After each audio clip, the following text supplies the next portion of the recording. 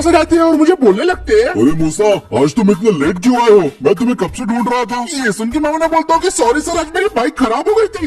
ठीक है मूसा, कोई बात नहीं, पर तुम ये तो जानते हो ना कि हमारा अगला ऑक्शन जल्दी शुरू होने वाला है। बिल्कुल जानता हूँ। तो मेरा एक काम करो, मैं ऑक्शन के लिए एक कार खरीदने वाला हूँ, तो उसे चेक करके आओ कि वो सही है या नहीं। और इतना बोल के बॉस वहाँ से चले जाते हैं। अब बॉस ने मेरे ऊपर एक नया काम दे दिया था, लेकिन ऑक्शन के लिए कार चेक करके आ नहीं थी। मैं अपने ऑफिस से निकल पड़ता हूँ उस कार को चेक करने के लिए, लेकिन मैं बोल चुका था कि मेरी बाइक खराब हो चुकी है। तो इसीलिए मैं फटाफट अपना मोबाइल निकालता हूँ और जल्दी से अपने लिए कैब बुक कर देता हूँ। पर इस बार कैब वाले ने कुछ ज्यादा इंतजार कराया मुझसे। पूरे 15 मिनट वेट करने के बाद फाइनली मेरी टैक्सी आ गई थी। मैं फटाफट टैक्सी में बैठ जाता हूँ और सर ने जो लोकेशन बताई थी वही लोकेशन पे हम निकल पड़ते हैं गाड़ी को देखने के लिए। रास्ते में जाते जाते बस मैं यही सोच रहा था कि काश मेरे पास मेरी स्प्लेंडर होती, क्योंकि अगर आज के इस टाइम में मैं कार से ऑफिस आना जाना करता हूँ तो पेट्रोल के महंगे प्राइसेस की वजह से जल्दी मेरा दिवालिया निकल जाएगा। ऐसा ही सोचते सोचते मैं फाइनली पहुंच जाता हूँ सर की बताई हुई लोकेशन पे। फिर मैं टैक्सी से उतरता हूँ और भैया से पूछता हूँ कि भैया पेमेंट कितना हुआ, और इस बार का रिस्पॉन्स सुनकर तो मैं और भी ज्यादा शॉक हो जाता हूँ। 1100 रुपए हुए साहिब। मुझे तो ऐसा लग रहा था कि इसके मुंह में जो आ रहा है वो जो प्राइस बोले जा रहा है, लेकिन क्योंकि मेरे पास अब बहस करने का टाइम नहीं था तो मैं उसे पेटीएम कर देता हूँ और वहाँ से जाने लगता हूँ। फिर उसके बाद मैं गाड़ी को चेक करने लगता हूँ जो सर ने ऑक्शन के लिए खरीदने वाले, और ये गाड़ी कोई और नहीं, ये थी 2021 की टाटा सफारी, जो कि काफी बढ़िया कंडीशन में थी और ऑक्शन के लिए परफेक्ट गाड़ी लग रही थी। मैं इस गाड़ी का इंस्पेक्शन अच्छे से कर लेता हूँ, गाड़ी एकदम परफेक्ट थी, तो मैं सर को बोल देता हूँ कि गाड़ी ओके है। और सफारी को चेक करने के बाद यहाँ का मेरा काम हो गया था। सर ने भी मुझे बोल दिया कि अब सीधे घर चले जाओ और होने वाले ऑक्शन की तैयारी करो। अब मेरा घर तो यहाँ से आधे घंटे की दूरी पे था, जिसके लिए मुझे फिर से एक बार टैक्सी की जरूरत पड़ने वाली थी। इस बार क्या थोड़ी सी जल्दी आ गई क्योंकि वही ड्राइवर था जिसने मुझे पहले छोड़ा था। मैं टैक्सी के अंदर बैठ जाता हूँ और हम लोग सीधे निकल पड़ते हैं अपने घर की तरफ, और शाम होते होते मैं अपने घर की तरफ फाइनली पहुंच ही जाता हूँ। टैक्सी से उतरने के बाद मैं फिर से पूछता हूँ,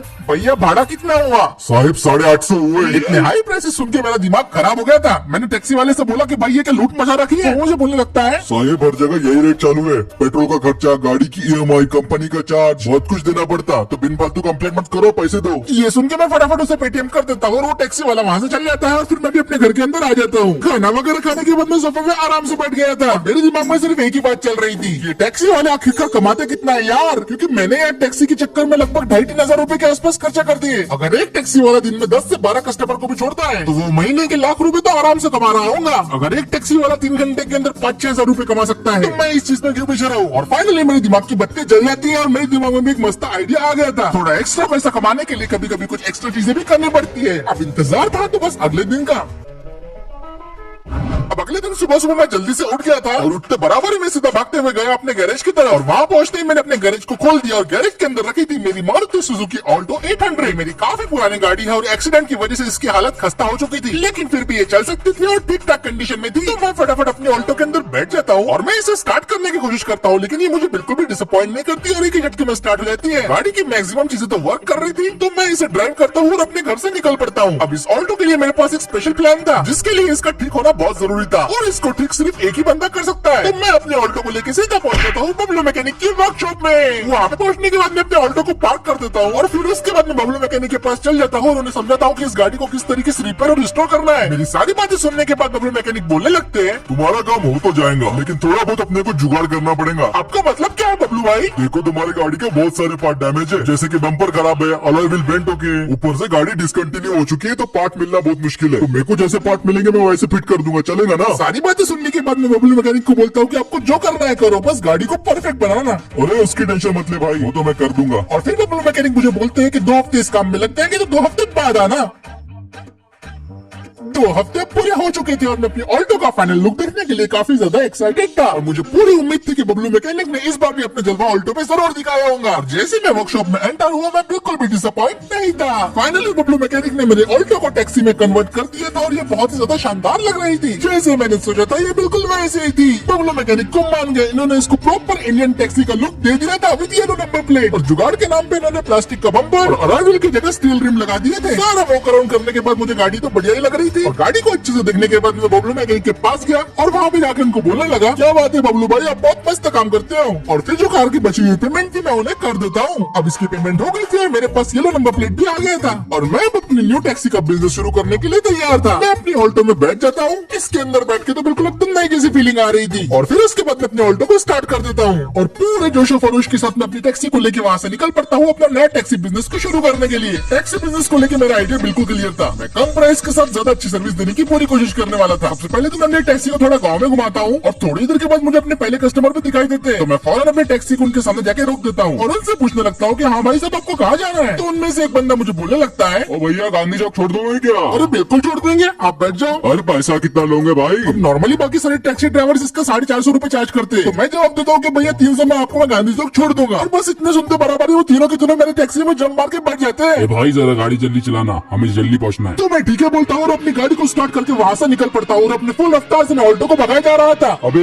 मैंने इतना तेज नहीं बोला था, बस इतनी स्पीड से डर गया। भैया और भगाओ बोला। उनकी बात मानते हुए मैंने अपनी ऑल्टो को और ज्यादा एक्सेलरेट दे दिया था और मेरी ऑल्टो 100 की स्पीड को टच कर रही थी। मैं अपनी टैक्सी को सिर्फ सबसे सस्ती ही नहीं बल्कि सबसे फास्ट टैक्सी भी बना चाहता था और मैंने दिमाग में सोच के रखा था कि इन लोगों को सिर्फ 5 मिनट के अंदर मैं गांधी चौक पहुंचा ही दूंगा। थोड़ी देर बाद मैं हाईवे से निकल के सिटी रोड्स पे आ गया था और ज्यादा ट्रैफिक की वजह से पैसेंजर लोग काफी डर रहे थे। भाई सामने देख ट्रैफिक है, अरे और ऐसा करते करते फाइनली मैं सिटी में आ गया था और मैंने सिर्फ 10 मिनट के अंदर ही इन्हें गांधी चौक में पहुंचा दिया था। फिर उसके बाद मैं उन्हें चौक के ऊपर उतार देता हूँ और वहाँ से चला जाता हूँ। भाई क्या कमाल का ड्राइवर था, अगर ऐसी टैक्सी वाला हो तो मैं रोज घूमूं। अपनी पहली राइड को सक्सेसफुली कंप्लीट करने के बाद मुझे काफी जोश आ गया था और जल्दी मुझे दूसरा कस्टमर भी मिल गया। हाँ भैया कहाँ जाना है आपको?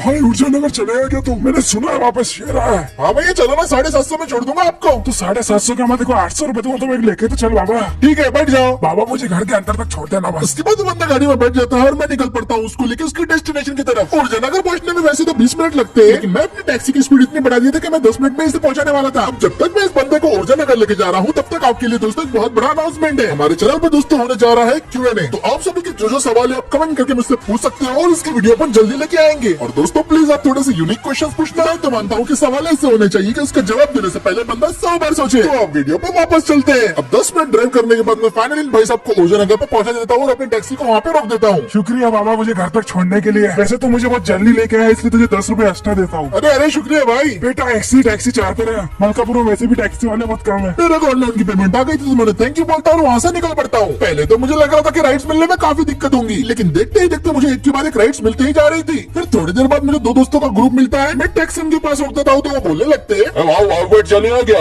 हाँ बिल्कुल आ जाओ। 3 सीट का तू कितना लेगा बाबू? 1200 ही लगेंगे भाई। तो देर किस बात की, जल्दी चल। मेरे टैक्सी के बिजनेस का सिर्फ एक ही मकसद था, सबसे पहले मुझे अपनी मार्केट में जगह बनानी थी और इसके लिए मैं कस्टमर को ऐसी प्राइस बोल रहा था जिसकी वजह से वो टैक्सी में बैठने से इनकार ही ना कर पाए। मैंने देखो आज से पहले कभी देखा नहीं। तू क्या शहर में नया टैक्सी ड्राइवर है? हाँ मैंने अभी अभी चलाना शुरू किया है और ऐसे गप्पे मारते मारते हम लोग बाउपेट को पहुंच जाते हैं। सबसे बड़ी बात तो ये थी कि ऑल्टो का एवरेज मुझे 25 का मिल रहा था, जिसकी वजह से मैं काफी कम पैसों में लोगों को लॉन्ग डिस्टेंस तक ट्रैवल कर पा रहा था। अब इस बंदे का घर भी आ गया था तो मैं इसके घर के सामने अपनी गाड़ी को रोक देता हूँ। लो भैया आपका घर आ गया। अरे तुझसे वादा करते करते तो मेरा घर ही आ गया, बहुत जल्दी लेके आया तूने, इसलिए मैं 50 रुपए टिप देता हूँ। सलमान भाई ज्यादा पैसे के तुम्हारे पास 50 का खर्रा होता था ना।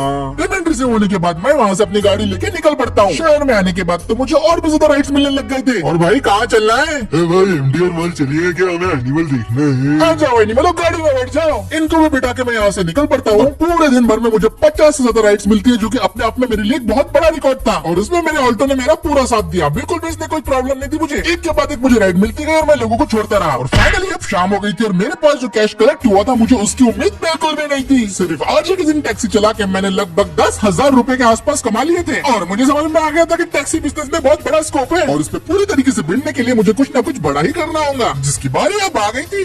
अब मैंने OLX से बहुत सारी यूज ऑल्टोस को खरीद लिया था वो भी फाइनेंस पे और इन सारी ऑल्टोस का हुलिया बबलू मैकेनिक ने मेरी ऑल्टो के जैसा कर दिया था। सेम वही टैक्सी में वाली ऑल्टोस भी अब लग रही थी। अब मेरे पास मेरी टैक्सीज तो आ गई थी, लेकिन बारी थी अब टैक्सी चलाने वालों को ढूंढने की। तो फिर मैं अपनी एजेंसी के लिए टैक्सी ड्राइवर्स को हायर करना शुरू कर देता हूँ। आपका नाम बताइए। मेरा नाम नंदू द ड्राइवर, 5 साल से अपने बाप की गाड़ी चलाता हूँ। लाइसेंस वगैरह तो बराबर है ना तुम्हारे पास? हाँ सब कुछ है। चलो ठीक है नेक्स्ट। भाई मैं एसटी में था, मैं 15 साल पहले रिटायर हो चुका हूँ। मैं बाबा भाई 25 सालों से गाड़ी चला रहा हूँ। अपन का एक रिकॉर्ड है, आज तक अपन ने किसी को ठोका नहीं। पर वो बात अलग है कि अपन को लोग ठोकते रहते। मैं हूँ सफदर, पहले ऑटो चलाता था पर उसके बाद अपन के बाप का इंतकाल हुआ तो अपन ने गाड़ी चलानी चालू कर दी। मेरा नाम है यश, पहले मैं दलाली करता था वो कारों की। फाइनली अब तगड़ा इंटरव्यू लेने के बाद मैंने अपनी टैक्सी एजेंसी के लिए काबिल ड्राइवर्स को सिलेक्ट कर लिया था और यही सारे वो ड्राइवर्स हैं जो मेरी टैक्सी एजेंसी को नेक्स्ट लेवल पे लेके जाने वाले थे।